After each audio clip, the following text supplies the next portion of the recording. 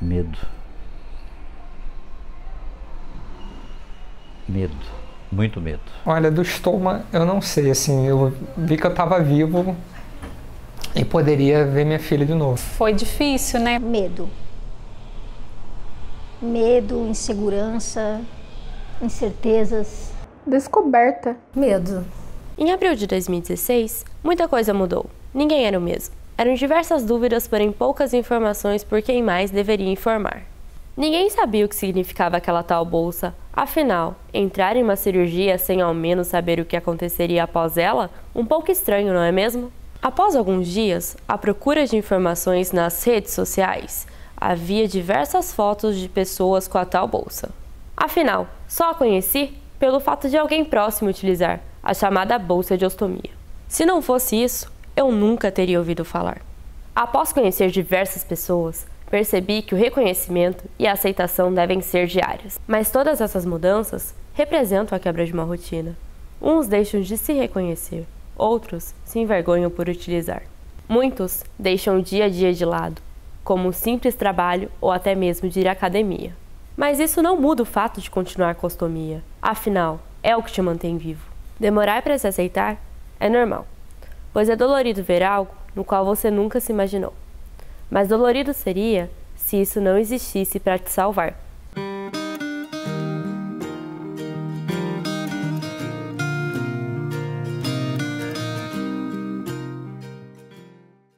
Em 2001,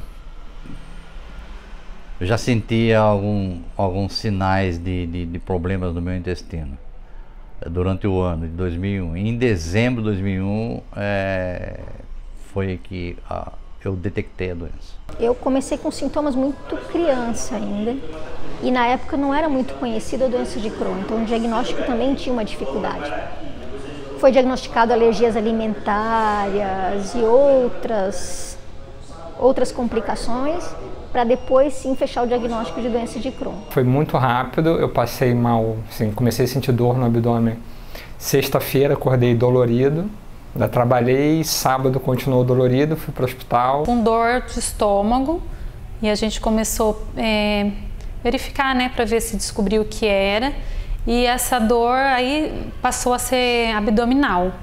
Aí ficava com o abdômen distendido, muita dor, perda de peso. De repente eu comecei a sentir assim, uma necessidade muito grande de ir ao banheiro várias vezes ao dia. Então aquilo para mim não era normal, né? Porque pelo contrário, eu tinha o intestino muito preso, então de repente ter vontade de ir ao banheiro várias vezes foi anormal. Aí no início eu fui levando normalmente, depois eu comecei a sentir os sintomas mais fortes ainda, mais vezes, ia ao banheiro, não conseguia evacuar, era só sentir assim um repulso, uma vontade, mas não conseguia. Aí comecei a sentir que era grave. Diagnosed with a rare form of cancer, what they consider pediatric cancer, and it's called rhabdomyosarcoma, or rhabdo for short. And it is rare in children between the ages of 3 and 15 years old. A primeira manifestação foi com cólicas, e a última, que foi a definitiva, foi uma hemorragia através do ânus muito grande, uma cólica de ir ao banheiro, e não deu nem tempo, aquele sangue que desceu, esse foi o sinal do tumor dizendo, eu tô aqui. The first sign of the disease that I had, rhabdomyosarcoma, was actually discovered when there was bleeding in my vaginal area, and immediately my parents rushed me to the hospital. Fui para o hospital, fui muito mal atendido na emergência, voltei para casa, domingo ainda com dor, procurei outra emergência, o médico pediu alguns exames, não gostou muito do que ele viu, me encaminhou para internação para ser avaliado por um cirurgião. A princípio eu fiquei internado com diagnóstico de diverticulite. Agora, a diverticulite, ele é diferente, ele já é praticamente uma urgência, porque você tem que descartar uma perfuração do divertículo. Então, pessoas que têm dor abdominal com febre, pode ser que tenham evoluído para diverticulite. A fisiopatologia dessa situação, as fezes acabam dentro dos divertículos tem os fecalídeos, ficam umas fezes endurecidas. Essas fezes causam uma escara na parede do intestino e pode ser que tem uma irritação local ou mesmo uma microperfuração. Aí eu comecei um tratamento, aí o médico foi ver o que eu tinha, aí descobriu que eu tinha doença de Crohn, certo? Aí ele achou que um tratamento resolveria o meu problema. Então, doença de Crohn é uma doença intestinal crônica que ela gera feridas dentro do intestino. E aí ela vai também alterar, por exemplo, a absorção de nutrientes, ela pode gerar fístulas, que são pequenas fissuras também. As pessoas podem emagrecer muito, até por essa falta de absorção nutricional, mas é controlada. Apesar dela não ter cura, existem vários tratamentos hoje e é possível manter, assim como a diabetes, assim como a hipertensão. Ele falou para mim, você precisa se cuidar direitinho, precisa fazer todo esse tratamento como eu tô mandando, porque senão você vai acabar tendo que fazer um estoma, né? Passar por uma cirurgia para fazer um estômago. Aí, na hora, eu fiquei apavorada com aquilo. Eu fiz a colonoscopia e aí acusou o tumor. Quando eu entreguei para ele os exames, ele disse, você precisa fazer uma cirurgia urgente. Do dia para a noite, meu abdômen inchou de líquido. Fiz outra tomografia, constatou líquido na cavidade abdominal. Only to discover days later that it was a cancerous tumor. Aí ele entrou para a sala de cirurgia sem saber o que era. E ele constatou uma perfuração, que a princípio, assim, até agora, consideram que foi má sorte. E aí ele voltou com a bolsa de ilho, né? 2 stomas, so I have a colostomy and I have a urostomy, and I've had both of them since the age of 3 years old. Nunca imaginei na minha vida que era estômago, nem sabia que existia isso. E eu só fui conhecer o estômago quando eu acordei na UTI. Tinha ouvido falar uma vez só, mas era uma coisa completamente desconhecida para mim. Ele deu uma explicação bem superficial, assim, só falou que ele estava com uma bolsa de ileostomia, que ele ia ficar por um período indeterminado, né? E que aquilo tinha salvado a vida dele, que era só para eu agradecer, porque aquilo era por ter salvo a vida dele, não era para eu ficar, né, preocupada com aquilo, né? Mas com o tratamento que ia vir. Não foi passado, assim, no hospital não tive informação. Quem ficou sabendo, quem foi, assim, fundamental para eu ter alguma informação foi a Ingrid, minha esposa. Eu fui procurar sozinha informação na internet, porque o médico, assim, o médico até hoje, há pouco tempo nós nos encontramos, porque ele está no processo agora de exames para fazer a reversão, e o médico até ficou brincando, disse que ia me contratar para ser assessora dele dos pacientes, porque ele nem sabia de modelo de bolsinha, não sabia de nada. Ele saiu com uma bolsa e aí? Não, ninguém repassou nada. Eu fiquei 9 meses dentro da minha casa, escondido como um ET, um extraterrestre, porque eu não sabia nada, ninguém me explicou nada, não tinha informação. Não tinha uma associação, não tinha um grupo para poder fazer as informações. Nem o próprio médico cirurgião, uma visita que eu fui para tirar os pontos, não conhecia nem o tipo de bolsa que eu estava usando, quer dizer, bem precário. Não, minha mãe nunca me explicou o que era, de fato, o que é uma ostomia, né? Eu sabia que era diferente. A ostomia ela já era autoexplicativa, né? Eu sabia que eu fazia as necessidades pela ostomia. Estomaterapia é uma especialidade exclusiva de profissionais enfermeiros. Só enfermeiros podem ser estomaterapeutas. Então, ela surgiu, na verdade, ela foi oficializada na década de 80, mas os primeiros cursos foram na década de 90, né? Exclusivamente para enfermeiros. O estomaterapeuta é o enfermeiro que cuida de pessoas com estomias, feridas e incontinência. Então podemos atuar nessas 3 grandes áreas, contribuindo para a melhoria da qualidade de vida dessas pessoas. Significa uma estomia, significa uma abertura. Isso tem uma origem do grego, né?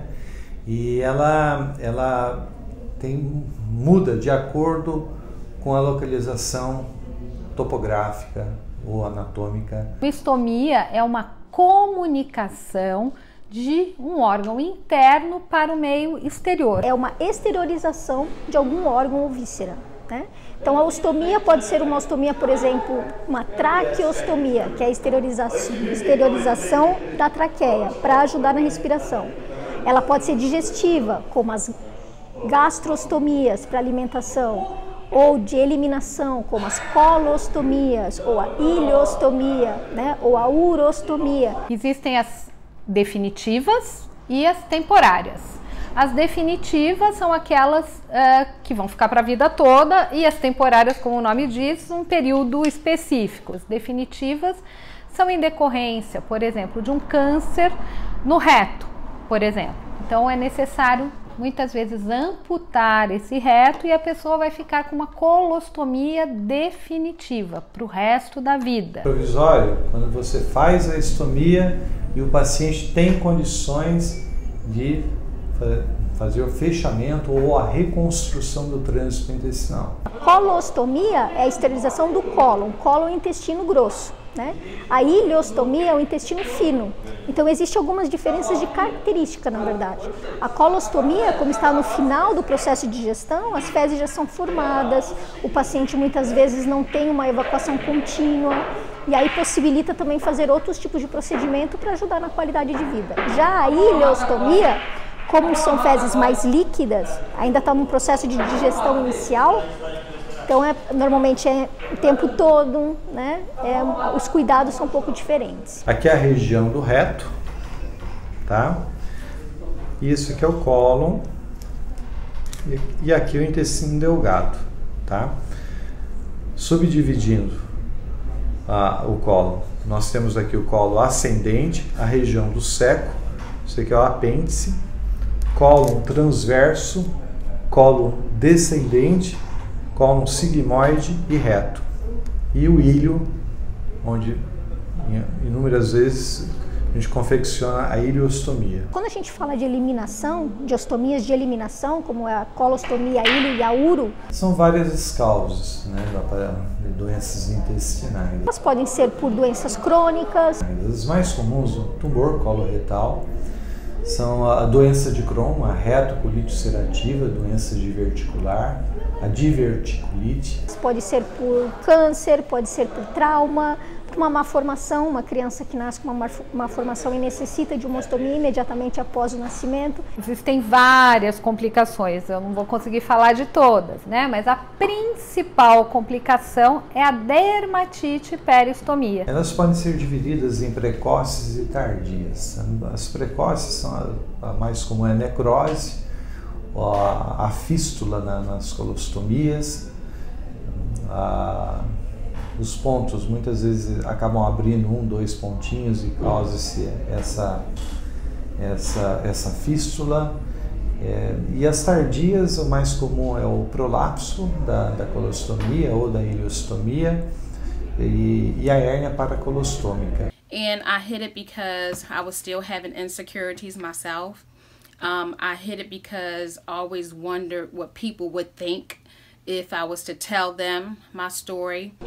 Bom, se eu te contar que a minha primeira internação foi com 7, 8 anos e a minha cirurgia foi com 17, foram quase 10 anos de tratamentos tentando fugir da cirurgia. Mas aí surgiu o momento que não tinha mais escolha, que a cirurgia era ou fazer cirurgia ou não ia sobreviver. Eu era bem ativo, sou professor de educação física. Eu tinha uma vida bem agitada de trabalho, correndo de um lugar para o outro, e em casa também, né? Mercado, feira, filha pequena. Primeiramente foi de desespero, pânico, choro, né? Custa um pouco cair a ficha, né? Foi difícil, né? Porque a gente já pensa, nossa, né? Como ele vai conviver? Porque ele é um adolescente, né? A gente sabe que tem essa coisa do bullying, né? A primeira coisa que eu pensei foi isso, como ele vai viver com isso, como ele vai conseguir se comportar, né, diante do preconceito, né? Querendo ou não, o bullying, as brincadeiras, né, que os outros adolescentes fazem, é uma forma de preconceito, né? Então isso que me incomodava, como ele ia reagir. Mas isso aí depende de cada pessoa também, né? Porque eu não levo essas coisas tão a sério. Pra mim, falou, sai no ouvido, sai no outro. I hid it because back then, like, I really didn't love having them, you know, having ostomy bags. So if I couldn't accept them, I know maybe other people wouldn't accept them. Sim, sofri sim. Mas por falta de informação da sociedade. A sociedade, ela não sabe quem somos nós. Porque nós somos uma deficiência invisível. Sofri preconceito por parte até das minhas primas mesmo, que não queriam brincar comigo na época, porque achavam que eu tinha problema. Então eu parei o meu carro numa vaga para pessoa com deficiência, que nós somos por lei federal pessoa com deficiência, e de dentro de uma loja uma pessoa falou assim: ah lá, milagre, saiu andando. Eu me senti muito mal naquele momento, mas por falta de conhecimento dele. Ele não fez por maldade, porque a sociedade é o seguinte: vaga de estacionamento que tem uma cadeira de roda, só cadeirante que pode parar ali. Eles não sabem que a cadeira de roda é um símbolo internacional que representa todas as deficiências. Isso era um baque para mim, né? Isso era um choque para mim, porque dentro da minha casa eu não tinha problema nenhum. Na adolescência a gente sabe que é muito mais difícil, né? Porque a adolescente, e principalmente na escola, quando se junta, se você tiver um fio de cabelo fora do lugar, pronto, é motivo de piada para todo mundo, né? E ficavam me perguntando, o que é isso aí, como é que funciona? Aí eu explicava como é que era, os cuidados que eles tinham que ter comigo também. E não foi muito difícil adaptar, não. Eu me acostumei rápido. Teve uma época que eu emagreci demais, até pelo processo de doença. Então, um comentário do lugar onde eu estudava era que eu estava com AIDS, que não podia chegar perto de mim. E a minha adolescência não foi diferente. Então, eu tinha que ter, se eu tinha cuidados porque eu usava fralda, né? Então, se eu tinha que ter cuidados na minha infância, na minha adolescência, eu tinha que ter cuidado redobrado. Porque qualquer descuido meu, eu seria motivo de piada pro resto da vida. I was ashamed as a child, just because, you know, just like children, I wanted to be like the rest of the children. I wanted to be normal, you know, I wanted to just play and do the things that they did. Eu aprendi a sobreviver com isso. Na verdade, a sociedade é muito cruel nesse sentido, né? Você é magra, você é gorda, você é baixo, você é alto. Se você é diferente do padrão, você tem um motivo para virar chacota. Claro que na hora a gente fica chateado, fica triste, mas aí você lembra de tudo que você passou e que você conseguiu vencer todo o sofrimento, e a vida é muito valorosa para você se deixar abater por coisas tão pequenas. Sempre vai ter aqueles que gostam de você e aqueles que não gostam, né? Então você filtra, fica chateada na hora, mas depois segue em frente. Eu vi as pessoas namorando, ai meu Deus, será que eu vou namorar um dia, né? Então, esse foi outro capítulo difícil, né? First, let's say, love relationship or first real relationship was not until I was, you know, a little bit older. Eu tive que quebrar muito tabu, né? Muito tabu mesmo. E um dos tabus mais difíceis de se quebrar mesmo, assim, em relação à minha vida pessoal, foi o primeiro namoro. Eu fiz a cirurgia saindo da adolescência. Eu ainda estava me descobrindo. No começo foi complicado, né? Porque eu não me aceitava também. I was in my mid-20s. Relação íntima com a pessoa, e quando você tá numa relação íntima, você não tem mais como esconder nada por debaixo da roupa, não são mais aqueles beijos simples, né? Não é mais só uma conversa, então você tinha que se mostrar de corpo e alma, lavado, e era o maior tabu para mim naquela época. Qual era o momento correto de contar? Será que a pessoa vai me aceitar? Because back then I really didn't want to tell anything about, you know, my sickness or even having bags. A rejeição era motivo de sofrimento. O meu primeiro namorado sério mesmo, com 20 anos, ele ia ver quem eu era por debaixo da roupa. Ele ia ver coisas que só a minha família viu. Às vezes a ostomia é só um motivo para terminar uma relação. A relação já não estava bem. E hoje eu entendo quando as pessoas viram para mim e falam: eu não consigo namorar depois que eu fiz uma ostomia. Eu entendo isso porque eu, que já nasci com uma má formação, que fiz uma ostomia desde que nasci, tive esse tabu para quebrar e foi muito forte, foi um dos maiores da minha vida. Imagina uma pessoa que do nada teve que passar por isso e teve que encarar, ela teve que se acostumar com aquilo e o pior de tudo, confiar em alguém para que se acostumasse como ela é também. É muito difícil. It was good. I explained everything about me. He understood. And we were in a relationship for quite some years. And we're not together now. It was so long ago. But we are great, great friends. And I appreciate him back then understanding. Até eu encontrar pessoas que realmente me aceitaram. Porque eu já me aceitava. E depois disso eu tive relações duradouras. E agora eu tô casada, numa relação de 2 anos. A minha tese de doutorado foi justamente sobre o significado da sexualidade para pessoas com estomia. Mas o que eu observei nos resultados da minha tese foi que, independente da pessoa ter estomia ou não, o que define mesmo é o tipo de relacionamento que essa pessoa tinha antes da estomia. Mas eu acredito que o primeiro desafio é a autoaceitação. Quando o paciente não se aceita, é difícil que seu companheiro o aceite. Então, se ela tinha uma relação bacana, com um parceiro bacana, com alguém que ela estava bem, essa relação continua bem. Se ela já tinha uma relação ruim, o que vai acontecer? Ou essas pessoas vão se separar, ou eles vão morar em quartos separados. Tudo que sai do padrão cria barreiras. Quando a gente fala em imagem corporal, claro que a sexualidade, de um jeito ou de outro, acaba sendo afetada.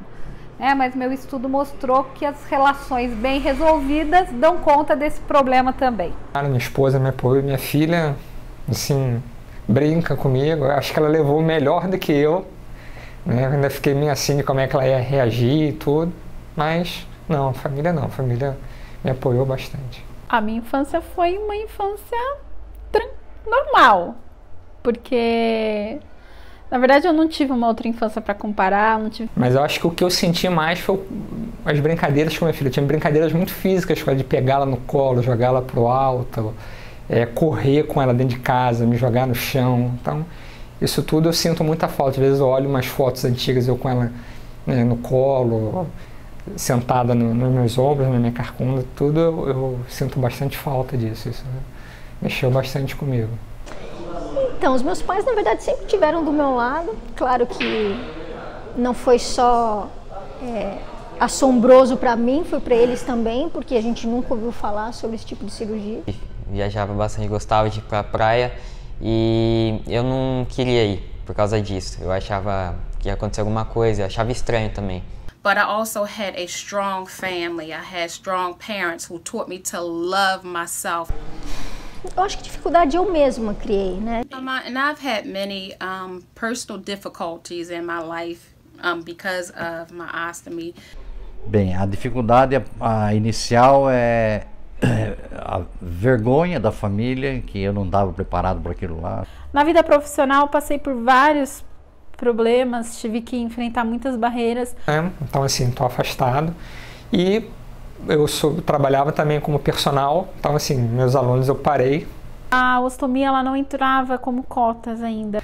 Renda que diminui e tudo, então assim, estou completamente parado, até mesmo porque pós-cirurgia é um corte grande, então teria risco de hérnia, você manipular peso e tudo pelo próprio estômago. Dificuldades na própria adaptação, de encontrar os meus tempos, de encontrar as minhas respostas, que eu tanto buscava, dos porquês. Hoje eu vejo que o meu porquê é muito maior. And that one thing was dealing with low self-esteem. So that was like one major thing that I had to work on, was feeling good about myself. Acho que ninguém não existe super-homem para isso. Também por falta de informação. Eu me sinto muito realizada em todos os aspectos, tanto profissional quanto pessoal. Como eu não tinha informação, não tinha orientação, eu recortava tudo errado na minha bolsa, eu cheirava mal, entendeu? Então eu tinha vergonha das pessoas. I got through those moments in life and I'm very, very glad of the support of my family. Eu trabalhei num call center no meu primeiro emprego registrado, estrada mesmo, que foi num call center. A gente tinha limite de tempo para ir no banheiro, eram 5 minutos, e eu não gastava 5 minutos para ir no banheiro, eu gastava muito mais, é óbvio. Eu não tinha o conhecimento, a orientação que nós temos hoje, certo? Mas o mercado também evoluiu bastante. Hoje existem treinamentos. Hoje eu consigo ver, eu olho para trás, poxa, eu tenho 21 anos com ostomia, eu não me lembro. A minha lembrança, quando eu não era ostomizada, é de sofrimento, é de dor, é de hospitalização, é de privações. E hoje, para mim, a ostomia é uma coisa tão real, tão simples de se resolver. A cirurgia da ostomia é um recurso que a medicina tem hoje e está salvando vidas. É claro que existem várias situações que te fazem deprimir, te fazem questionar, né? A adaptação é muito difícil até você encontrar o equipamento correto. E então é uma cirurgia da vida. Como é uma cirurgia da vida, seria como uma segunda chance de continuar vivendo. Apesar de você saber que você está vivo por causa dela, se naquele momento me proporcionou vida, né? Porque se eu não tivesse feito a cirurgia, com certeza eu teria morrido. É um dia a dia difícil, requer aceitação. Eu passei por várias situações constrangedoras, de estar no cinema, por exemplo, e a bolsa desgrudar da pele, soltar. Um dos constrangimentos que eu passei foi porque a bolsa vazou. Passei constrangimento no começo da minha vida de ostomizado. Foi no Rio de Janeiro, estava acompanhando um casal de amigos meus com a neném no colo, né? E estava andando no hospital com a neném, que ela estava indo fazer uma consulta. E era uma maternidade. Então eu entrei no corredor do hospital, só tinha grávida, de um lado e do outro, só grávida, né? A bolsa soltou na rua comigo e eu me vi numa situação constrangedora, humilhante. Na frente dos outros também, às vezes eu me constrangi um pouco, mas nada demais. Como todo estudante, a gente conta moedinha, né, para sobreviver no mês, porque não tem. Tô na frente das meninas e os caras me chamavam de menino da bolsinha. Aí eu ficava meio chateado. Eu morava num condomínio e na frente da minha janela tinha um carrinho de cachorro-quente. Puta, não dava pra comer cachorro-quente todo dia, por mais que a gente queria. Aí juntava uma moedinha pra sexta-feira comer o cachorro-quente. E aí juntei as moedinhas, fui lá, pedi o cachorro-quente. Quando o rapaz pegou o dinheiro, eu senti aquele calorzinho passando pela minha perna. E a minha bolsa simplesmente abre do nada, sem avisar. A bolsa tinha se despegado e sujou toda a minha roupa. Falei, puta, e agora? Ela abre, puf! Saiu todo aquele líquido, esparramou no chão, lavou o chão. Saio correndo, largo o cachorro aqui, espero o cachorro. As pessoas ainda viraram, nossa, a bolsa dela estourou. No momento eu chutei a bolsa para baixo de um banquinho, fingi que não era comigo, falei para ele se eu demorar porque eu precisava ir embora. Nem mal sabiam ela que a bolsa que estourou foi a bolsa de ostomia, não foi nem a bolsa de gravidez nem nada. Ele me entregou o sanduíche, eu saí correndo para casa. Apesar de já estar acostumada com acidentes, mas eu passei o dia chorona. Desaparecer, entendeu? Todo ostomizado tem um momento na vida dele, eu tive o meu também. Imagina você, do nada, te dá uma dor de barriga, um piriri, no meio da rua, com todo mundo te olhando, você fica toda cagada. É essa situação que eu passei. Você que está começando agora. Paciência. Calma. Pois, porque isso aí é uma coisa passageira. Tudo vai se resolver. Bem, primeiro é aceitar. Primeiramente é aceitar, porque o ostoma é uma solução. Acredite, seja firme, positivo, agradeça do estoma existir em você, porque você depende dele para viver. Mas não é nada de se preocupar, porque é uma coisa fácil de se lidar, em alguns casos, né? Se for temporário, a maioria das pessoas, pelo tempo que eu tenho de associação, a maioria das pessoas não aceita. Quando o médico diz é temporária, não aceita. Aí eles não vê a hora de fazer, né?